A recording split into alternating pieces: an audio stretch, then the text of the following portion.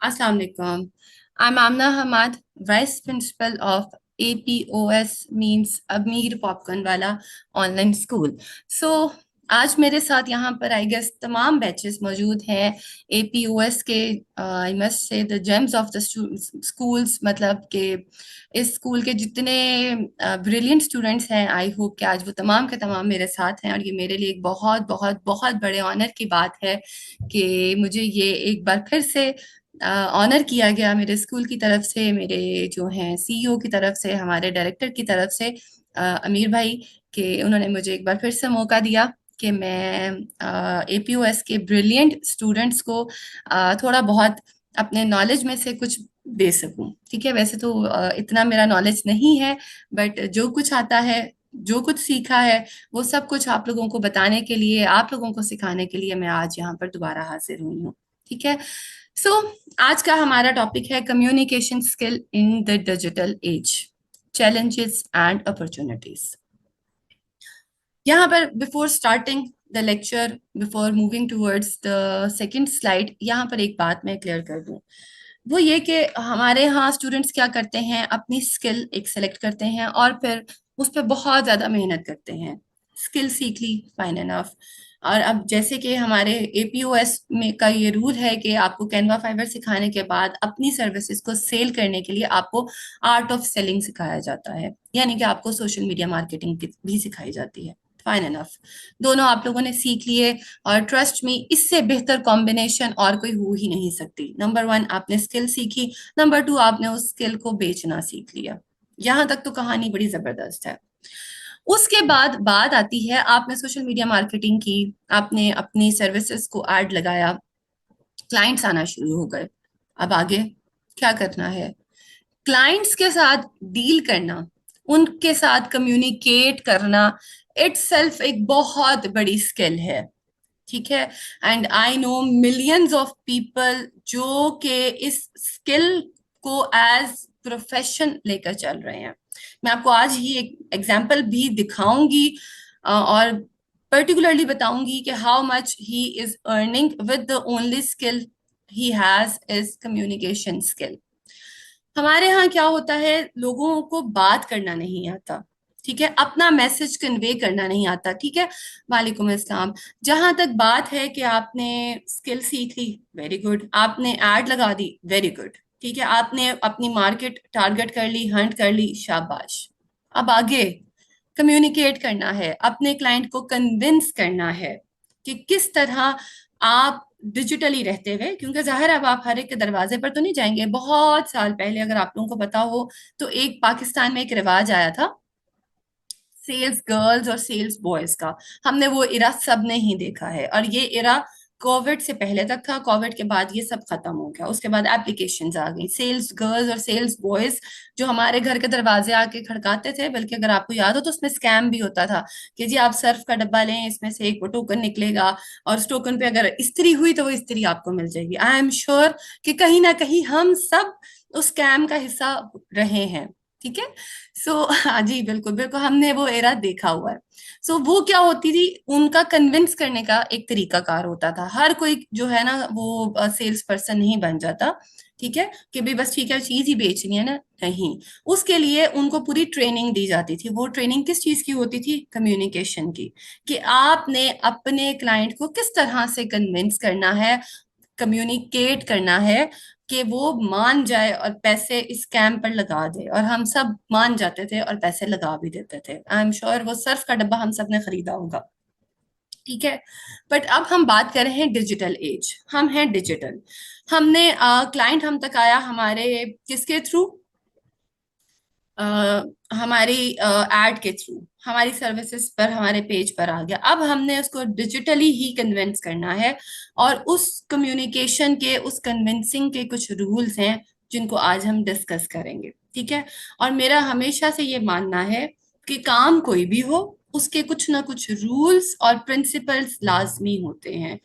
कोई भी चीज बगैर कवानीन के नहीं होती। ठीक है।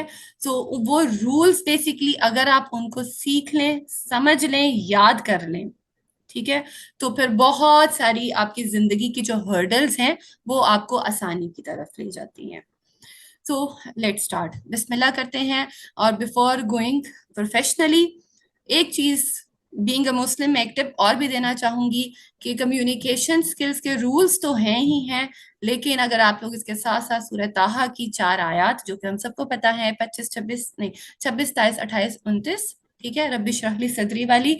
सॉरी इफ आप लोगों को ये लगे कि थोड़ा सा उस तरफ जा रहा है, लेकिन बस यही मैसेज है कि कम्युनिकेट करते हुए, अपने क्लाइंट से बात करते हुए उन 4 आयात को भी अगर आप पढ़ लेंगे तो यूं समझ लीजिए कि फिर वो आपकी जो कम्युनिकेशन है उसका लेवल ही और हो जाएगा। सो हम स्टार्ट करते हैं। Number 1, the first rule is be clear and concise. Use simple language and get to the point quickly.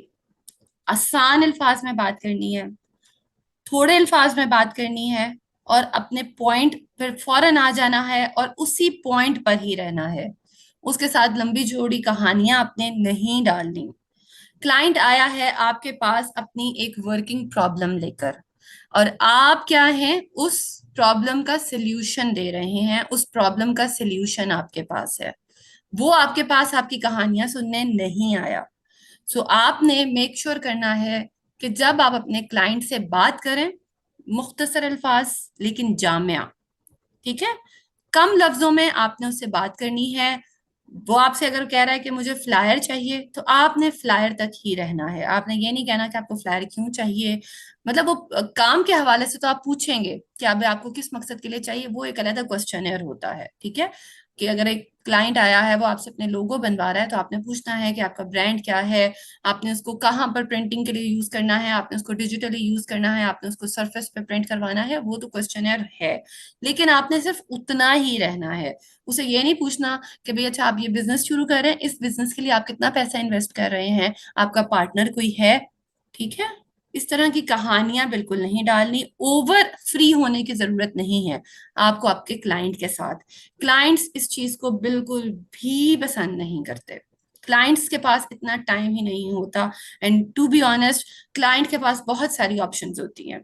उसको आपने इरिटेट नहीं करना, बहुत क्लियर रहना है अपने पॉइंट तक। आपको पता होना चाहिए कि क्लाइंट आपके पास आया है। अब एक मरीज आता है किसी डॉक्टर के पास, ठीक है, तो डॉक्टर को पता होना चाहिए कि भाई ये जो है सर दर्द का मरीज है। वो उससे पेट दर्द की कहानियां नहीं पूछेगा कि अच्छा आपको ये भी होता है, वो भी होता है, फलाना। बहुत ही प्रिसाइज आपने रहना है, ठीक है। जो उसकी तकलीफ है उसको उसी तकलीफ की आपने दवाई देनी है, फजूल की दवाइयां नहीं देनी। सो पहला point, be clear and concise. कम बात करनी है और पॉइंट पे रह के बात करनी है। Number 2, the most important one, listen actively and carefully and just listen them, ठीक है। Focus on the speaker without interrupting. एक और बड़ी अहम बात, क्लाइंट आपसे बात कर रहा है, उसकी सुने, अपनी बीच में आप लोगों ने नहीं बातें डालनी, ठीक है। उसको इंटरप्ट नहीं करना। क्लाइंट वहीं पे उठेगा और चला जाएगा। क्यों? वंस अगेन, क्लाइंट आया है आपके पास अपनी प्रॉब्लम लेकर, उसको सॉल्यूशन चाहिए। अगर वो अपनी प्रॉब्लम आपको ठीक तरह से बता ही नहीं पाएगा, आप उसे बीच बीच में इंटरप्ट करते रहेंगे, ठीक है, तो वो चला जाएगा। जब आप उसे पूरी तरह सुन लें तसल्ली के साथ, उसको ये फील करवाएं कि जी मैं यहाँ बैठा हुआ हूँ या मैं यहाँ बैठी हुई हूँ, आपका जो भी मसले मसाइल हैं। अब मसले मसाइल से ऑब्वियसली वो आपके साथ अपने घरेलू मसले तो डिस्कस नहीं करने आया। अब ये मत कहिएगा कि कौन से मसले मसले इन द सेंस कि आप सब ग्राफिक डिजाइनर हैं, मैं भी ग्राफिक डिजाइनर हूँ। सो मैं उसी में रहकर अगर बात करूँ, या सोशल मीडिया मार्केटर हैं, तो आपके पास एक क्लाइंट आया है, वो आपको ये बता रहा है कि भी मैंने ये एक प्रोडक्ट लॉन्च किया है, इसमें जो है मैंने इसमें ऐड लगवाई है, बट ये मेरी ऐड उस तरह नहीं चल रही, मुझे प्रॉब्लम आ रही है, या जिस तरह का मैं रिजल्ट चाह रहा हूँ मुझे उस तरह का रिजल्ट नहीं मिल रहा। सो ये क्या है, ये सब उसकी प्रॉब्लम्स हैं, और आपने क्या करना है, उन प्रॉब्लम्स को सॉल्व करना है, उन प्रॉब्लम्स को सॉर्ट आउट करना है। So these are the problems जो कि एक क्लाइंट को फेस करनी पड़ रही है, या वो जो बेचारा फेस कर रहा है, ठीक है। सो आपने क्या करना है, उनको प्रॉपरली सुनना है। Ask questions for clarification. उसके बाद जब आप उसकी बात सुन चुके हैं, तो बहुत लंबा क्वेश्चन नहीं होना चाहिए। आपने उसकी बात सुनते हुए, जैसे ये आप इस तरह समझिए कि जैसे एक साइकोलॉजिस्ट के पास या फिजियोथेरेपिस्ट के पास हम लोग जाते हैं, तो हम उसको अपनी प्रॉब्लम्स बताते हैं, ठीक है, और वो तसल्ली से पहले सिर्फ हमें सुनता है, क्वेश्चंस नोट करता है उस हवाले से, और फिर वो बाद में अपने क्वेश्चनर्स हम सामने रख देते हैं। कभी अच्छा ये है, और वो क्वेश्चंस भी आपके बहुत शॉर्ट होने चाहिए, बहुत लंबी लंबी बातें नहीं होनी चाहिए, ठीक है। Number 3 is mind your tone. इसका क्या मतलब है? इसका मतलब है कि match your tone to the message, vary pitch and speak speed to keep it engaging. Client आपसे बात कर रहा है, बात हो गई, अब आपने उसको रिस्पॉन्स करना है, ठीक है। आप अगर मैसेजेस में अपना थ्रू ऑडियो नोट उसको मैसेज दे रहे हैं, या वो अगर आपके आपके सामने आके बैठा है, जो कि आजकल के दौर में इतना पॉसिबल नहीं है, क्योंकि हम जितना भी काम कर रहे हैं वो सबका सब डिजिटली कर रहे हैं, ठीक है। तो आपने जब उसको मैसेज करना है, उसको रिप्लाई करना है, तो आप लोगों ने एक बहुत ही फ्लैट टोन इख्तियार नहीं करनी, जैसे कंप्यूटर बोल रहा होता है या जैसे आर्टिफिशियल इंटेलिजेंस में हम बात कर रहे होते हैं। आपने उस तरह से बात नहीं करनी। आपकी आवाज की पिच, ठीक है, आपकी स्पीड, आपका मैसेज इस तरह से होना चाहिए कि अगले को समझ आए कि हाँ भाई इसको मेरी बात समझ आ गई है। जहां पे आपको लगे कि भाई यहाँ पर थोड़ा सा मुझे पोलाइट रहकर इस बात का जवाब देना है, बी पोलाइट। कहीं पर अगर वो बदतमीजी करे, ये भी होता है, तो आपने थोड़ा सा उसके साथ उस तरह से बिहेव करना है, लेकिन फिर भी आप लोगों ने बदतमीजी नहीं करनी। क्या बताने का मकसद ये है कि अपनी टोन को आपने वेरी करना है, बिल्कुल एक रोबोट की तरह उसके क्वेश्चंस के या उससे बात नहीं करनी। इससे क्या होता है, ये जो जितना अभी तक हमने 3 रूल्स पढ़े हैं, इस इन 3 रूल्स को फॉलो करते हुए क्या होगा कि क्लाइंट के साथ आप बेसिकली इमोशनली भी टच हो जाएंगे, इमोशनली भी कनेक्ट हो जाएंगे। तो जब आप अपने क्लाइंट के साथ इमोशनली कनेक्ट हो जाते हैं ना, ठीक है, इमोशनली से मुराद वही, वंस अगेन प्लीज इस चीज को वो मत समझिएगा कि आपने उससे उसके जो है पर्सनल लेवल तक चले जाना है। मतलब अगर उसको लगेगा कि भाई मेरे बिजनेस के हद तक ये मुझसे, मतलब ये उस पेन को फील कर रहे हैं, आपने उस पेन को फील करना है जिससे क्लाइंट गुजर रहा है। पेन इन द सेंस, अगर कोई नया ब्रांड है, वो पेन है उसकी कि वो चाह रहा होगा कि जी रातों रात मेरा ब्रांड फेमस हो जाए। ये बेसिकली उसकी पेन है, उसका पिंचिंग पॉइंट है। तो अगर आप उसके पिंचिंग पॉइंट को समझेंगे, तसल्ली से सुनेंगे, ठीक है, उसकी उसके उसके मैसेज के अकॉर्डिंग अपनी आवाज को तब्दील करेंगे, ठीक है, और बहुत ही कम अल्फाज में बात करेंगे, तो क्लाइंट तक आपकी जो बात है वो बहुत क्लियरली पहुंचेगी, ठीक है। नेक्स्ट, प्रॉम्प्ट रिस्पॉन्स, जो कि मेरा बहुत फेवरेट है और जिस पर मैं बहुत ज्यादा बिलीव करती हूँ, अनटिल अनलेस कि कोई मुझे प्रॉब्लम ना हो, क्योंकि पहले अपने क्लाइंट्स को हमेशा अपने प्रायोरिटी पर रखना है, ठीक है। प्रॉम्प्ट रिस्पॉन्स क्या होता है? क्लाइंट का इधर मैसेज आया, उधर ठग से आपने रिप्लाई कर दिया। मुझे आज तक ये बात समझ नहीं आई, ठीक है। अल्हम्दुलिल्लाह मेरे अपने भी बहुत सारे स्टूडेंट्स हैं, और मुझे स्टूडेंट्स को जब मैं भी कोई मैसेज करती हूँ तो वो रिप्लाई करने में इतनी इतनी देर लगा देते हैं, ठीक है। तो मैं हैरान होती हूँ, और मैं जब उनसे पूछती हूँ कि आप कहाँ थे, आपका मोबाइल कहाँ था, आजकल तो एक सेकंड भी आप अपने मोबाइल के बगैर नहीं रहते। कोई मुझसे पूछे तो मैं नहीं रहती, ठीक है। मेरे पास हर वक्त मेरा सिस्टम, मेरा मोबाइल, ये दो चीजें ऑल द टाइम मेरी एक्सेस में होती हैं। मुझे पता होता है मैसेजेस आ रहे हैं, मैसेजेस जा रहे हैं, क्या हो रहा है क्या नहीं हो रहा, ठीक है। बस मैंने उन चीजों को थोड़ा सा प्रायोरिटाइज किया हुआ है। जहां बात आएगी मेरे क्लाइंट की, तो अगर 5:18 पर मेरे क्लाइंट का मैसेज मुझे आया है, तो 5:18 पर उसको जवाब मिल चुका होगा, ठीक है। That is how I am so quick, and this is the only one reason कि मेरे पास आज से को मेरा 5 साल पहले वाला भी क्लाइंट आता है तो उसको पता है कि आमना हमें फॉरन रिस्पॉन्स करेंगी, फॉरन, ठीक है।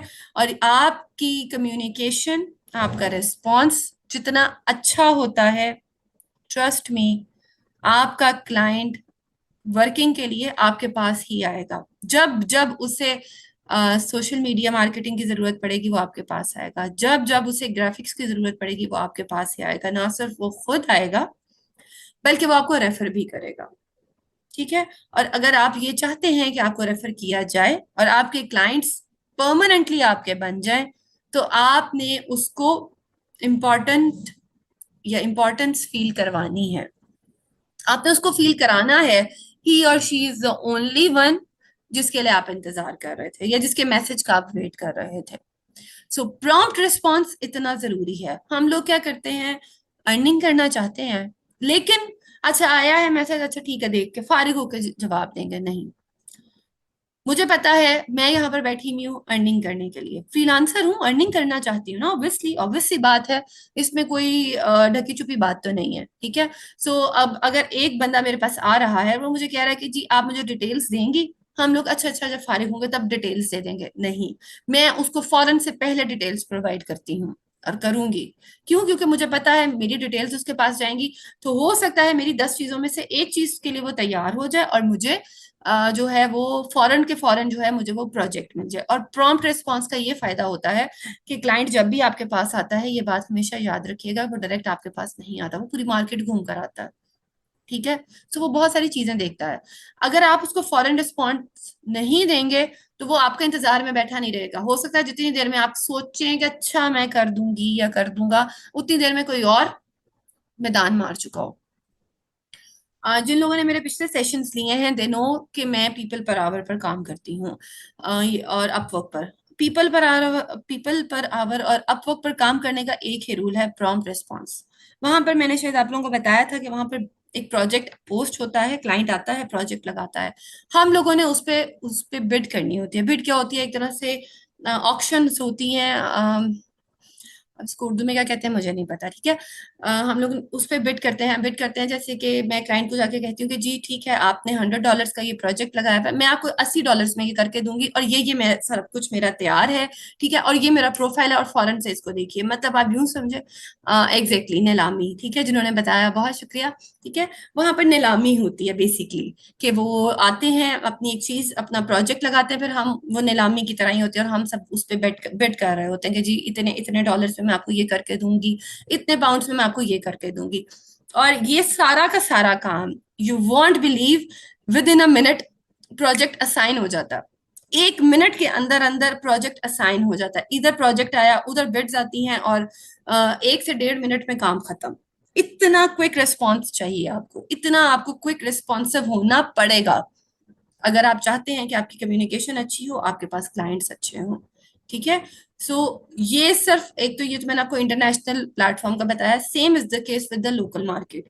मैंने, और हमारे लोकल वाले तो हैं, वो तो ये भी कोशिश कर रहे होते हैं, उन्होंने 5-6 बंदे वो मतलब सर्च करते हैं, फिर वो ये भी देखते हैं कि अच्छा कहाँ पे हमें सस्ता मिल जाए। Same is the scenario, international भी ऐसे ही है कि $100 वाला है, कोई $50 में कहेगा, कहेगा हाँ मैं $50 वाले से काम करवा लेता हूँ, ठीक है। ऑप्शंस में यूजुअली हमने ऊपर की बिड करनी होती है, लेकिन पीपल पर आवर पर हमने नीचे की बिड करनी होती है। यानी कि अगर क्लाइंट ने आके कहा है $50, तो हम कम से कम उसको बिड करेंगे ताकि वो प्रोजेक्ट हमें मिल जाए।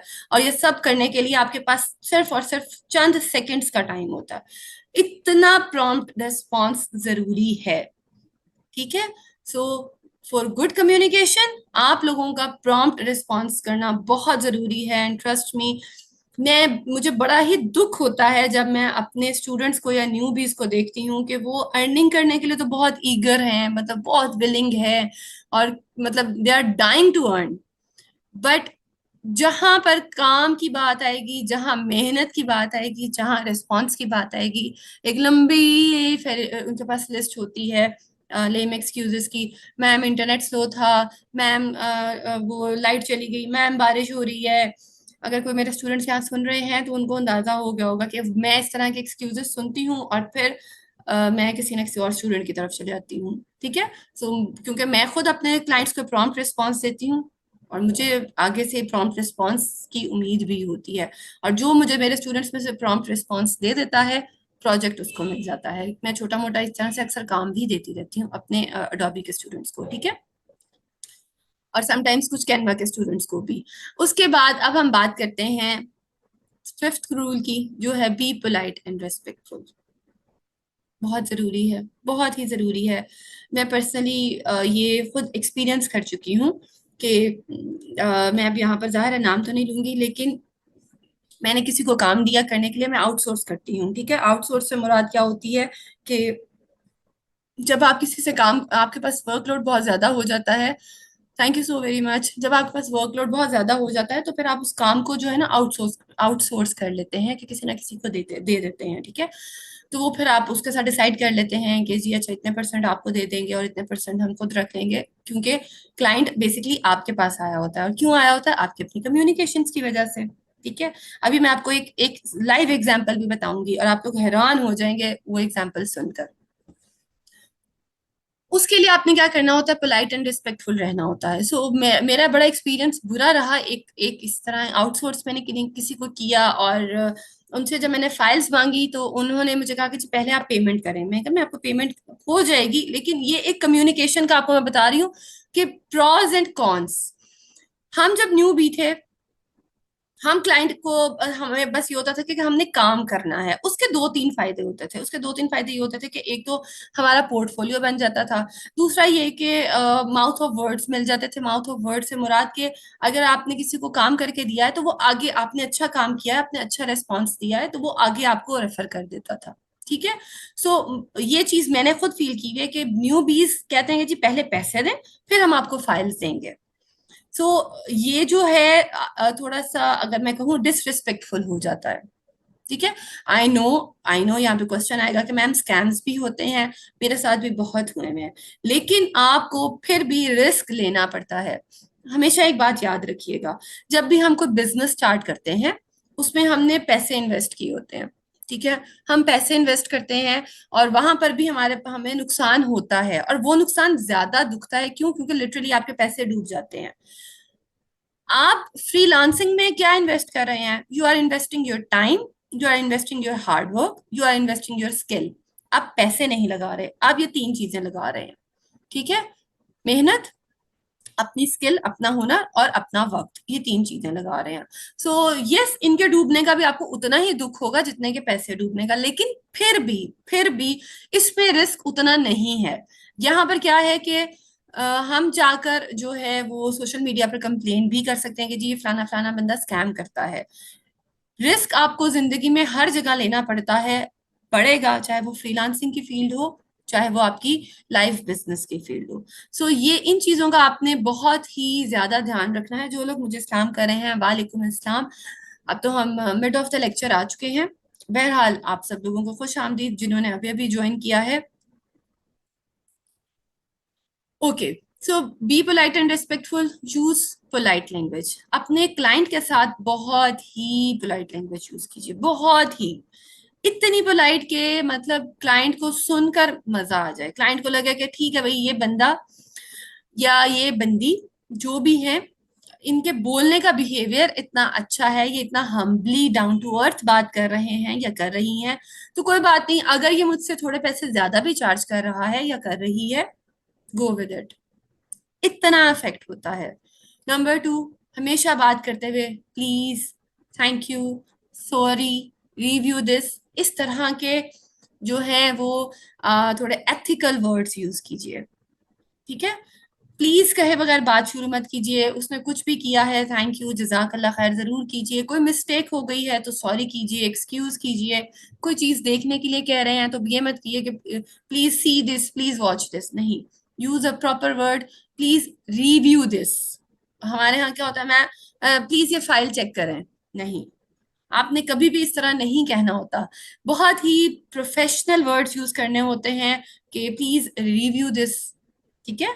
बहुत ही अच्छे वर्ड्स यूज कीजिए ताकि अगले को पता चले कि आपका ब्रॉटअप, आपकी तरबियत अच्छी हुई हुई है, आप एक अच्छे इंसान हैं। इज्जत जब आप किसी को देंगे तो इन रिटर्न आपका क्लाइंट भी आपको उतनी ही रिस्पेक्ट देगा, उतने ही रिस्पेक्ट वे में आपसे बात करेगा, आपसे बदतमीजी करने का सोचेगा भी नहीं। अगर आप ये चाहते हैं कि ये जो टू बॉन्ड कम्युनिकेशन हो रही है क्लाइंट और आपकी, उसमें अगर दोनों तरफ से इज्जत हो, तो आप, यू आर द वन जिसको इज्जत देनी है। ठीक है। You are the only one जिसने इज्जत देनी है, इन रिटर्न आपको मिल जाएगी। ठीक हो गया। आप कभी भी ये अज्यूम नहीं कर सकते कि क्लाइंट आए और आपसे इज्जत से बात करे। क्लाइंट है वो पता नहीं किस बात पे तपा बैठा है, जरूरत उसको नहीं है, जरूरत आपको है। ठीक है। सो जरूरत आपको है तो पोलाइट बिहेवियर भी आपका होना चाहिए। And number three, respect cultural and personal differences. Personal differences हो सकते हैं। आप अगर क्लाइंट, अगर आपने एक चीज रेडी की है और उसमें आपने यूज किया है जी रेड कलर, क्लाइंट कह रहा है नहीं जी येलो कलर करें, आपको पता है कि ये रेड कलर में बहुत अच्छी लग रही है, क्लाइंट कह रहा है नहीं जी येलो करें, फाइन एनफ अब येलो कर दीजिए। क्योंकि वो जो सोशल मीडिया मार्केटिंग के लिए पोस्ट आपने बनाई है वो आपने अपने लिए नहीं बनाई, वो आपने क्लाइंट के लिए बनाई है। ठीक है। सो यहाँ पे आपका पर्सनल डिफरेंस आ सकता है, आपको आर्ग्यू करने की जरूरत नहीं है। यस, उसको समझाइए, एक अच्छे तरीके से समझाइए कि भाई इस कलर पे ये चीज सूट नहीं करती। जैसे कि मैं, I know being a designer, कि हर रंग की अपनी एक जुबान होती है, तो मैं उसको पूरे का पूरा लॉजिक दूंगी कि भाई रेड कलर हम इस मकसद के लिए यूज करते हैं, इस मकसद के लिए यूज नहीं करते। आपके चूंकि फील्ड रेड कलर से रिलेटेड है तो इसमें रेड होना चाहिए। येलो कलर इमोजीज के लिए होता है, इमोशंस के लिए होता है, तो येलो कलर नहीं होना चाहिए। ठीक है। So these are the things, अगर आप लॉजिकली उनको देते हैं, वंस अगेन पोलाइट बिहेवियर में अपनी बाउंड्रीज में रहते हुए, अगर वो मान जाता है तो ठीक, नहीं मानता no problem at all. You are no one to argue with your client, you are the one who have to obey your client. ठीक है। और उसके बाद कल्चरल, हम चूंकि पाकिस्तान में, बल्कि अगर मैं कहूँ पूरी दुनिया में कल्चर डिफरेंस हर जगह होता है, तो अगर कुछ लोगों को ब्राइट कलर्स पसंद है या कुछ भी है तो आपने रिस्पेक्ट करनी है। अगर कोई बंदा है, जैसे अगर बीइंग अ लाहौरी, हमारा जो लोग जानते हैं लाहौर में रहते हैं, हमारे रे अड़े का अक्सर अक्सर गड़बड़ हो जाती है, रे अड़े ठीक है बनी, मेरा ठीक है अल्हम्दुलिल्लाह, लेकिन बहुत सारे लोगों को ये प्रॉब्लम होती है और बहुत सारे लोग इस चीज को मजाक उड़ाते हैं। मेरे पास कई क्लाइंट आते हैं जो अड़े अड़े रे अड़े करते हैं, या बहुत सारे क्लाइंट्स ऐसे आते हैं, जैसे कराची की अपनी एक जुबान है, वहां पे उर्दू स्पीक है, ठीक है भाई, वो उनका कल्चर है, वो उनकी लैंग्वेज है। You are no one to make laugh of any one. ठीक है, आपने किसी का मजाक नहीं उड़ाना कभी भी। जो भी बात है तमीज से उसने कही, आपने सुनी, अपना काम किया, अल्लाह हाफिज, गुड बाय, थैंक यू, बात खत्म। बहुत ही ज्यादा आउट ऑफ द बाउंड्रीज जाने की जरूरत नहीं, डिसरिस्पेक्टफुल होने की जरूरत नहीं, क्योंकि अगर आप डिसरिस्पेक्ट होंगे देन ट्रस्ट मी, इज्जत आपको भी नहीं मिलेगी। ठीक है। और क्लाइंट के मामले में तो बहुत ज्यादा डाउन टू अर्थ होने की जरूरत है, क्योंकि क्लाइंट आया है मींस एक ह्यूज ब्लेसिंग आई है आपकी तरफ, तो अपनी उस बहुत बड़ी नेमत को आप लोगों ने, कि जिस तरह हम अल्लाह की दी हुई नेमतों को बहुत संभाल के रखते हैं, बड़ा ही उसको कहते हैं ना एक प्रेशियस समझते हैं, तो क्लाइंट भी एक बहुत बहुत बड़ी ब्लेसिंग है अल्लाह सुब्हानहू व तआला की तरफ से, तो आपने उसके साथ भी रिस्पेक्टफुल होना है। ठीक हो गया। And next is be open to feedback. इसका थोड़ा सा जिक्र मैंने पीछे भी किया है, बट यहाँ पे थोड़ा सा ज्यादा अच्छे तरीके से समझाती हूँ। Accept constructive criticism, make adjustments based on feedback. हमारे यहाँ क्या होता है, लोकल क्लाइंट्स जो है ना वो आते हैं, और इंटरनेशनल क्लाइंट्स भी समटाइम्स बहुत सारी चेंजेस करवाते हैं, बहुत सारी चेंजेस होती हैं, क्रिटिसाइज करते हैं। मुझे एक सेकंड दीजिएगा प्लीज।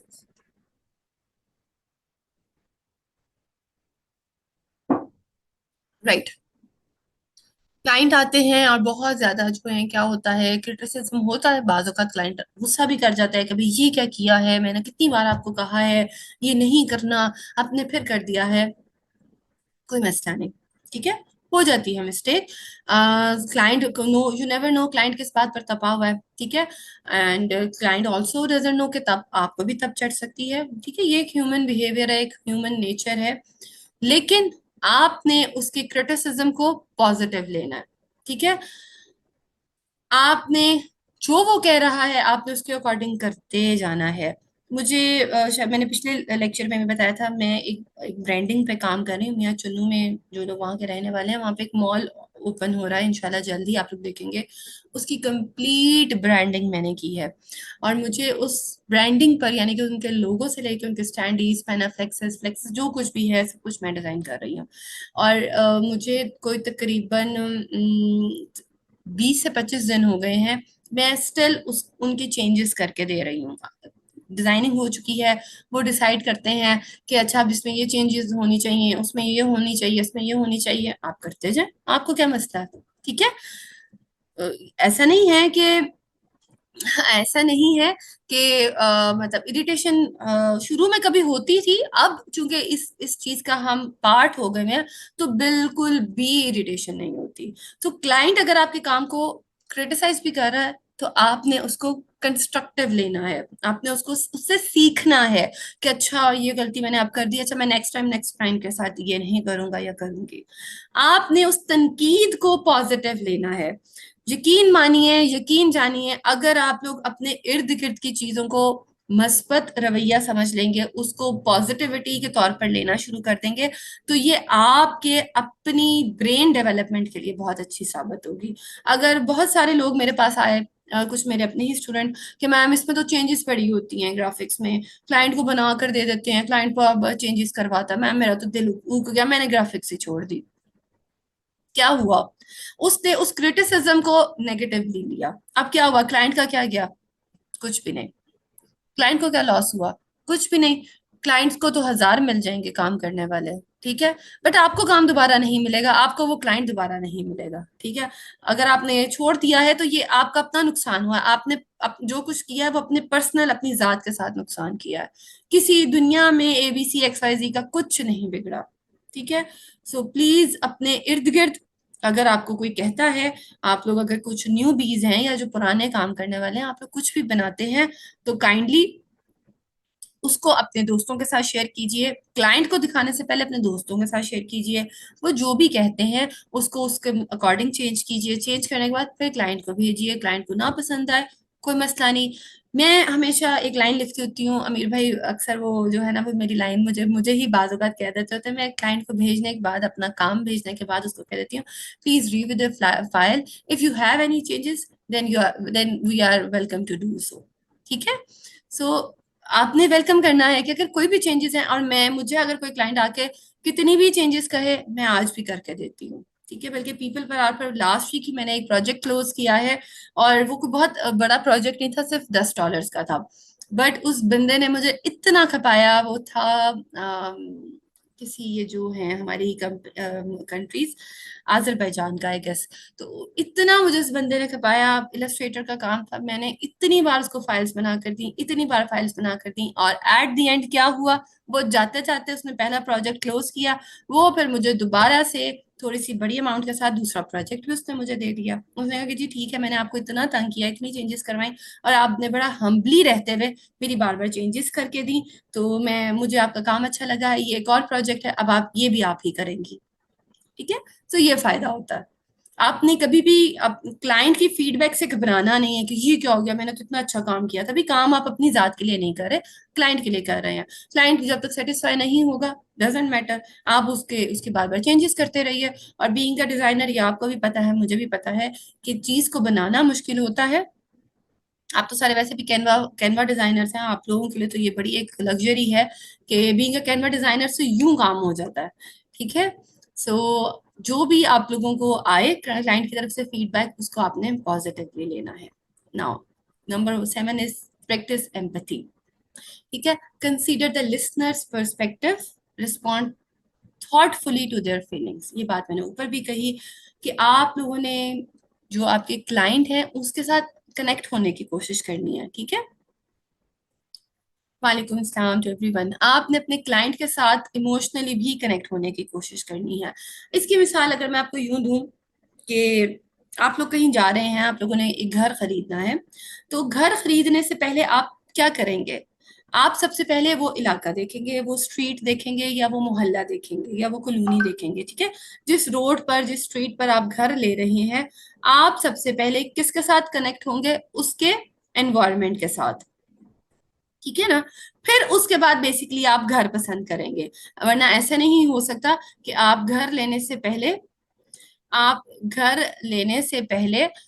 जो है वो मतलब एरिया ना देखें कि घर आपको पसंद आ गया और साथ में आपके जो है वो अल्लाह माफ करे कोई मतलब जुआ करने वाले रहते हैं या इस तरह के एरिया है, तो आप कभी भी वो घर चाहे सोने का ही बना हो, चाहे कितना ही खूबसूरत बनाओ, आप कभी भी उस घर में जाकर नहीं रहेंगे।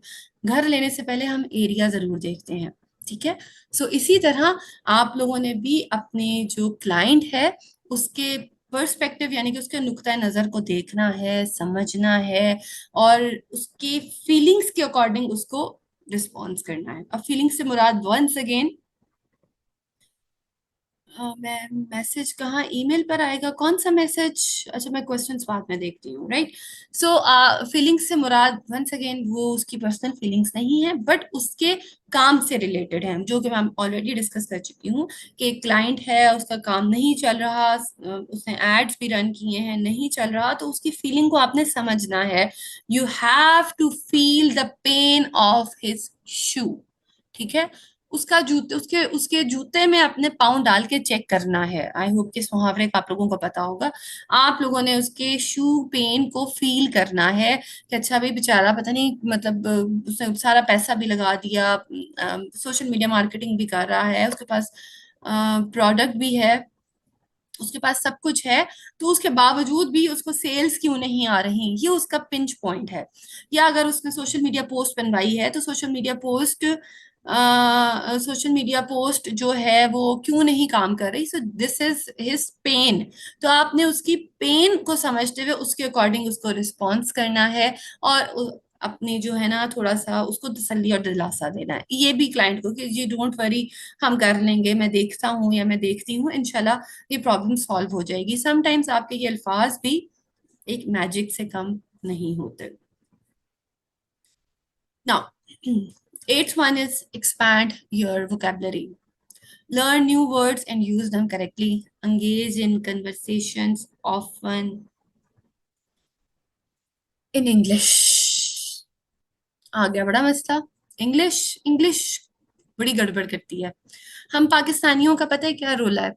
हम पाकिस्तानियों का रोला ये है कि स्कूल्स में जो है इंग्लिश लिखवाई जाती है, हमारे स्पोकन पर काम नहीं होता, अनटिल अनलेस के बहुत कोई हाई फाई स्कूल हो। लेकिन मैं अगर नॉर्मल स्कूल्स की बात करूं, वहां पर जो हमारे नॉर्मल मीडियोकर्स के स्कूल आ जाते हैं, I am not talking about the elite schools, ठीक है, क्योंकि ये कोर्स ऑब्वियसली इलीट लोगों का तो है ही नहीं। ये स्कूल, ये सारा का सारा जो एपीओएस का प्लेटफॉर्म है, वो है ही मेरे जैसे लोगों के लिए, आपके जैसे लोगों के लिए, जो कि ईगरली अर्निंग करना चाहते हैं, ठीक है। सो ऑब्वियसली हम सबके बच्चे जो हैं वो एक मुनासिब स्कूल्स में जाते हैं। वहां पर क्या होता है जी, स्पोकन पर काम ही नहीं होता, लिखवाने पर काम होता है। अब बड़ी गड़बड़ आ जाती है। अगर आपने इंटरनेशनल क्लाइंट के साथ बात करनी है, या अगर आपने नेशनल क्लाइंट्स के साथ भी बात करनी है, लोकल क्लाइंट्स के साथ भी बात करनी है, तो हमारे यहाँ का अलमिया ये है कि अगर इंग्लिश के दो चार लफ्ज बोल दें तो जरा क्लाइंट इम्प्रेस हो जाता है। ऐसे है कि नहीं? ठीक है, ऐसे ही है। ठीक है, तो ये इंग्लिश अब कहाँ से आए? भैया आप लोगों को तो चैट जीपीटी इस कोर्स का हिस्सा है, एक तो चैट जीपीटी है, लेकिन चैट जीपीटी लिखने की हद तक हो गई। अब बोलना, बोलना एक इटसेल्फ बड़ा मसला है। यहाँ पे आप लोगों को एक डायलॉग सुनाती हूँ, जरा गौर से सुनिएगा। और ये डायलॉग दो लोगों के दरमियान में है, और ये मैं आपको अपने पर्सनल एक्सपीरियंस के थ्रू बता रही हूँ। अल्हम्दुलिल्लाह, अल्हम्दुलिल्लाह जिंदगी ने, अल्लाह ताला ने कुछ ऐसे मौके जिंदगी में दिए कि यूके भी जाना रहा अल्हम्दुलिल्लाह, कुछ और कंट्रीज भी, मिडिल ईस्ट भी जाना हुआ, इत्तेफाक की बात है। सो अरबिक तो इतनी अच्छी नहीं, इंग्लिश फिर भी कुछ गुजारे लायक है। तो वहां पर मैंने, जब मैं गई, तो मैं ऑब्जर्व करती थी कि भाई ये लोग यहाँ पर जो आ रहे हैं इतने इंडो पाक के, मैं इंडो पाक की बात कर रही हूँ, बहुत सारे इंडियंस, बांग्लादेशी और इधर उधर के, अगर हम चाइनीज भी देखें तो उनको तो इंग्लिश बिल्कुल ही नहीं आती। तो वो भी यूके यूएसए जाते हैं, तो अपना मैसेज किस तरह कन्वे करते होंगे? लिसन दिस, जो मैं आप लोगों को दो लोगों के दरमियान एक मुकालमा सुनाने लगी हूँ। एक बंदा या बंदी वट एवर गया है पाकिस्तान से, ठीक है। इंग्लिश पूरी पूरी है, बिल्कुल भी पूरी पूरी है कि मतलब सिर्फ एक एक दो दो छोटा छोटा जुमला। दूसरी तरफ एक फॉरेनर है, वहां का रहने वाला है, उसकी इंग्लिश वाह वाह मजेदार। अब दोनों बात करना, अब वो जो है वहां पर कुछ एथिकल बिहेवियर्स होते हैं कि वो वहां पर अपने नेबर्स को जरूर वेलकम करते हैं, जैसे कि पाकिस्तान में भी रिवाज है। अब वेलकम करना है, बात करनी है अपने नेबर से, तो किस तरह करेंगे? सुनिए। जो फॉरेनर है वो कहता है हेलो, जो पाकिस्तानी है वो कहता है हाय। अब ऑब्वियसली हेलो हाय तो इतना तो हम कर ही सकते हैं। फॉरेनर पूछ रहा है हाउ आर यू, पाकिस्तानी कहता है गुड, एंड यू। अब आपने सिर्फ और सिर्फ देखना है पाकिस्तानी और उन दोनों के सेंटेंसेस में डिफरेंस। अंग्रेज ने क्या पूछा है? How are you. उसने क्या कहा है पाकिस्तानी ने? फाइन, एंड यू, ठीक है। उसने कहा है आई एम गुड। फिर उसने वो पूछ रहा है, ठीक है, फॉरेनर दोबारा पूछ रहा है आर यू मैरिड, पाकिस्तानी कह रहा है यस। फॉरेनर पूछ रहा है डू यू हैव किड्स, वो कह रहा है यस। फॉरेनर पूछ रहा है how many kids you have, Pakistani कह रहा है 2 3 4, जितने भी उन साहब के बच्चे हैं, ठीक है। फिर वो पूछ रहा है आर यू गोइंग समवेयर, वो कह रहा है यस।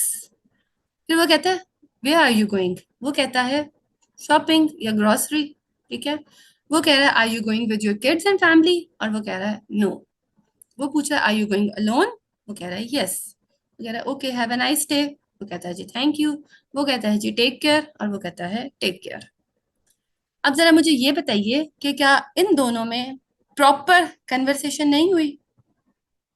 क्या इन दोनों ने अपना मैसेज क्लियरली कन्वे नहीं किया? जिसको इंग्लिश नहीं भी आ रही थी, लेकिन इतनी इंग्लिश तो हम सबको आती है ना कि हम एक एक लफ्ज या जो वो बात कर रहे हैं उसका जवाब दे सकें।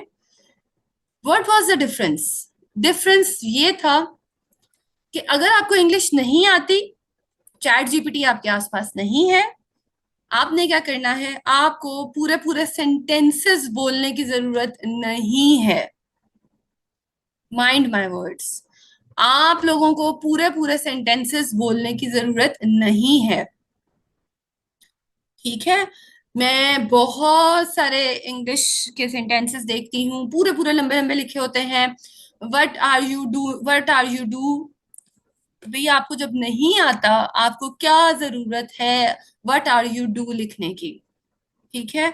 आपको किस हकीम ने कहा था, जितने भी क्वेश्चंस हैं मैं लास्ट 10 मिनट्स में लूंगी, बस मेरा लेक्चर वाइंड अप हो रहा है, ठीक है। किस हकीम ने आपको कहा है कि आप पूरे पूरे सेंटेंसेस बोलिए? हाँ, अगर आप लिख रहे हैं, चैट जीपीटी से निकालिए, कॉपी कीजिए, पेस्ट कर दीजिए, फाइन एनफ। लेकिन अगर बात करनी है तो आप छोटे छोटे सेंटेंसेस में अपने मैसेज को कन्वे कीजिए। उसके लिए आपने क्या करना है कि अपनी वोकैबुलरी को एनहांस करना है। वोकैबुलरी को एनहांस करने के दो दो वो हैं फायदे। एक तो ये कि अगर जो फॉरेनर है या कोई लोकल ही, हमें लोकल भी कई बड़े अच्छे मिल जाते हैं उनकी इंग्लिश बहुत अच्छी होती है, या उन्होंने कोई वर्ड ऐसा यूज किया है, तो एटलीस्ट आपको उसके सेंटेंस की समझ आ जाएगी कि अच्छा ये बात कर रहा है। तो आपने मुख्तसर अल्फाज में, जो कि शुरू में मैंने कहा था, बी क्लियर एंड कंसाइज, मुख्तसरन बात करनी है। चाहे आप इंग्लिश में करें तो इंग्लिश में तो और ही कम कर लें। अब व्हाट आर यू डू तो प्लीज मत लिखिएगा, ठीक है। उसकी जगह आप सिंपल लिख दें what you do, fine enough. इतने टेंसेस में जाने की जरूरत नहीं, ठीक हो गया। सो ये चीज आप लोगों ने हमेशा जहन में रखनी है कि कम्युनिकेशन स्किल्स में अगर इंग्लिश आ गई है तो इंग्लिश जुबान को, इंग्लिश लैंग्वेज को आप लोगों ने अपना हर्डल नहीं बनाना। हर हर चीज का कोई ना कोई सोल्यूशन होता है। आप लोगों ने हमेशा सॉल्यूशंस की तरफ जाना है, और इंग्लिश लैंग्वेज की हर्डल को ओवरकम करने का बेहतरीन तरीका यही है, ठीक है, कि आपने बहुत ही प्रिसाइज, बहुत ही कंसाइज रहना है। शॉर्ट वर्ड्स, लंबे जुमले नहीं लिखने, ठीक है। And the next one we have, जो कि हमारा लास्ट है, वो है जी गोल्डन रूल ऑफ कम्युनिकेशन, जो कि सबकी समरी है। If your client doesn't connect with you, you can never connect with their issues. अगर आप क्लाइंट के साथ कनेक्ट नहीं होंगे तो आप कभी भी उनके इश्यूज को रिजॉल्व नहीं कर सकते। और ये कनेक्शन आप किस तरह करेंगे? ये कनेक्शन होता है थ्रू साइलेंस। आपने खामोश रहना है, उसको बोलने देना है, ठीक है। थ्रू प्रॉम्प्ट रिस्पॉन्स, अगर वो आया है उसको प्रॉम्प्ट रिस्पॉन्स देना है। एंड थ्रू कम्युनिकेशन, अच्छी तरह से बात करनी है। फिर देखिए आपका क्लाइंट आपसे कहीं पर भी कभी भी दूर नहीं जाएगा। इन 3 चीजों के जरिए you will connect your client and ultimately you will connect the issues. एक बार आपके क्लाइंट को आपसे अपने इश्यूज का सल्यूशन मिल गया, ट्रस्ट मी, आपका क्लाइंट आपसे कहीं नहीं जाएगा। अल्हम्दुलिल्लाह, अल्हम्दुलिल्लाह, I am working in this field from last 5 years। Teaching में तो मुझे आए हुए 2 साल हो गए हैं। I am the part of the industry. I am playing my role as graphic designer, as freelance graphic designer till now, till date. मैं आज भी अपनी ड्यूटीज दे रही हूँ एज ग्राफिक डिजाइनर, एंड मेरे अल्हम्दुलिल्लाह इतने क्लाइंट्स हैं। उसकी रीजन, 2 रीजन हैं। दूसरी इंशाल्लाह जो हमारा अपकमिंग लेक्चर है, जो है क्लाइंट हंटिंग पर, ठीक है, उसमें आपको बताऊंगी कि मैंने क्लाइंट्स कैसे हंट किए और कैसे आप लोगों को करने चाहिए एज न्यू बी।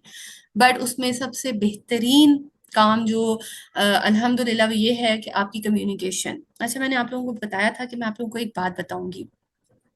दो सुनो कि मैं पीपल पर आवर पर काम करती हूँ, समटाइम्स हम लोग स्टक हो जाते हैं कहीं ना कहीं, ठीक है। क्लाइंट नहीं आ रहे होते तो मैं जी मैं बिल्कुल बताऊंगी। क्लाइंट हंटिंग की क्लास इंशाल्लाह वो भी जल्द ही अनाउंस कर दी जाएगी, होपफुली नेक्स्ट वीक होगी। मैं आप लोगों को बता रही थी कि पीपल पर आवर अपवर्क पर ऐसे होता है कि हम लोग स्टक हो जाते हैं। तो एक यूनिवर्सिटी के एक स्टूडेंट है, उस अल्लाह के बंदे के पास कोई स्किल नहीं है, ही डजंट नो एनीथिंग, ठीक है। वो ग्राफिक डिजाइनर नहीं है, वो वेब डिजाइनर नहीं है, वो कुछ भी नहीं है, लेकिन वो हमारा मास्टर है। क्यों? वो उसको पता है कि मैंने प्रोजेक्ट किस तरह लेना है। जब कभी मैं स्टक हो जाती हूँ कि मैं अगर बिड्स भी कर रही हूँ, मेरी बिड्स का रिस्पॉन्स नहीं आ रहा, क्योंकि हमें कुछ अरसे तक अपने एक मतलब हर माह में कम से कम 2 से 3 प्रोजेक्ट हंट करने होते हैं। अदरवाइज जो है हमारा जो वो अकाउंट है, एक तो पेमेंट्स नहीं आती ऑब्वियसली, और कुछ वहां पे अकाउंट्स के इश्यूज हो जाते हैं। तो फिर हम क्या करते हैं, फिर हम उस बंदे से जाके मैं उससे कांटेक्ट करती हूँ, वो हमारी फील्ड में जो हम ये पीपल पर आप पर काम करने वाले हैं और हम सब उसको जानते हैं। हम उसका जाके दरवाजा खटकाते हैं एंड वो कोई 20-21 साल का एज का होगा, शायद गालबन 22 साल का होगा, यूनिवर्सिटी के लास्ट मास्टर्स में है वो। उसके पास एक स्किल है, magical skill, and that is called the communication skill. वो आता है, उसको हम जो भी हैं फ्रीलांसर्स, उसको हम कहते हैं भी प्रोजेक्ट नहीं आ रहा, वो कहता है ठीक है। वो क्या करता है, अपनी गुड कम्युनिकेशन से हमें एक ना एक प्रोजेक्ट दे देता है। अब फर्ज कीजिए प्रोजेक्ट जो वो हमें लेकर देता है, समटाइम्स दो भी ले देता है, तो जो प्रोजेक्ट्स उसकी कम्युनिकेशन स्किल की वजह से हमारे पास आते हैं, उस प्रोजेक्ट पे मेहनत सारी हमारी, रातों को हम जाग रहे हैं, वर्किंग करके हम दे रहे हैं, फाइल्स हम दे रहे हैं, बट 70% वो लेता है अपनी कम्युनिकेशन स्किल्स की वजह से। ये स्किल इतनी बड़ी और इतनी मैजिकल स्किल है, ठीक है। मीन्स आप यूं समझिए कि अगर मुझे कोई प्रोजेक्ट मिला है 100 पाउंड्स का, पीपल पर आवर पर पाउंड्स होते हैं, डॉलर्स नहीं, पाउंड्स, 100 पाउंड्स का मुझे प्रोजेक्ट मिला है, तो मैं दिन रात उसमें मेहनत कर रही हूँ, मैं फाइल्स रेडी कर रही हूँ, तो अल्टीमेटली मुझे क्या मिलेगा, सिर्फ और सिर्फ $30। ये उसकी वो क्लियरली कहता है, प्रोजेक्ट लेकर दूंगा 70% लूंगा। ही नोज कि उसके पास स्किल है, उसके पास कौन सी स्किल है, उसके पास कम्युनिकेशन स्किल है। तो आप लोग भी अपनी कम्युनिकेशन स्किल पर काम कीजिए, बी पोलाइट, बी हम्बल, ठीक है। और क्लाइंट आया है तो उसको उसको ऐसे फील कराइए कि ही और शी इज द किंग और क्वीन, ठीक है। मतलब कि अब ये भी नहीं है कि बटरिंग आपने कर जानी है। उर्दू में उसे चर्ब जुबान कहेंगे, किसको चर्ब जुबान कहेंगे कुरतुलैन? यस, 70%, दैट्स ग्रेट, ठीक है। किसको चर्ब जुबान कहेंगे? बहरहाल ये सारे के सारे तरीकेकार हैं जिनको आप फॉलो करके कम्युनिकेशन स्किल्स अपनी इम्प्रूव कर लीजिए। ग्राफिक डिजाइनिंग आपने सीख ली, सोशल मीडिया मार्केटिंग आपने सीख ली, क्लाइंट आपके पास आ गया, अब आ गया है, तो प्लीज अपनी कम्युनिकेशन से उसको बस अपना ही बना लीजिए, उसको कहीं आपने जाने नहीं देना। सो this is it, and this is all about for today's lecture.